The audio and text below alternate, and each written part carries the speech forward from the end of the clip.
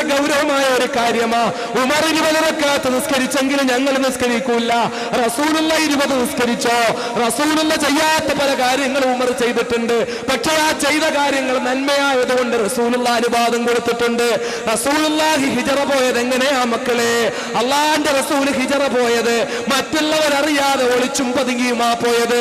എവിടെങ്കിലും ശത്രു വരുന്നോ എന്ന് നിരീക്ഷിച്ചുകൊണ്ടാ പോയത്. അങ്ങനെ റസൂലുള്ള ഹിജറ പോയി. അള്ളാന്റെ റസൂലിന് അങ്ങനെ പോകാനായിരുന്നു അള്ളാഹുവിന്റെ കൽപ്പന.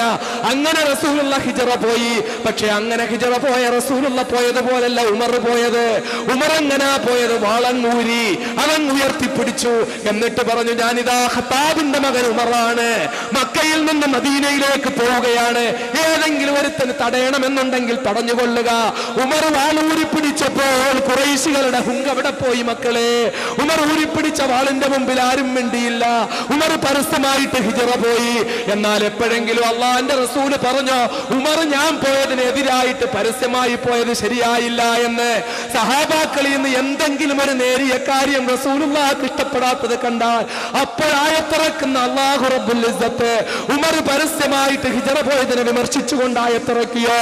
ഇല്ലെങ്കിൽ അത് റസൂലുള്ള സമ്മതിച്ചു കൊടുത്തെങ്കിൽ ചില കാര്യങ്ങൾ ഉമർ ചെയ്തത്, ചില കാര്യങ്ങൾ അബൂബക്കർ ചെയ്തത് അള്ളാഹുവിന്റെ റസൂൽ സമ്മതിച്ചിട്ടുണ്ട്. അതുകൊണ്ട് മക്കത്തെ ഉമർ 20 റക്അത്ത് നിസ്കരിക്കാൻ പറഞ്ഞെങ്കിൽ ഏത് ഉമർ മാറ്റി പറഞ്ഞാലും മക്കളെ 20 തന്നെ നിസ്കരിക്കുക മക്കളെ. 20 റക്അത്ത് തന്നെയാണ് പാരമ്പര്യം. അത് തന്നെയാണ് മുഴുവൻ സലഫികളുടെയും കേന്ദ്രമെന്ന് പറയാവുന്ന പരിശുദ്ധമായ മക്ക മുക്കറമയിൽ നിസ്കരിക്കുന്നത് 20. ആ 20 റസൂലുള്ളാഹിന്റെ തിരുമുമ്പിൽ മസ്ജിദുൻ നബവിയിൽ നിസ്കരിക്കുന്നത്.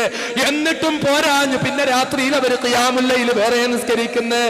ഇങ്ങനെയുള്ളപ്പോൾ പിന്നെന്തിനാ 8 ചുരുക്കുന്നത്?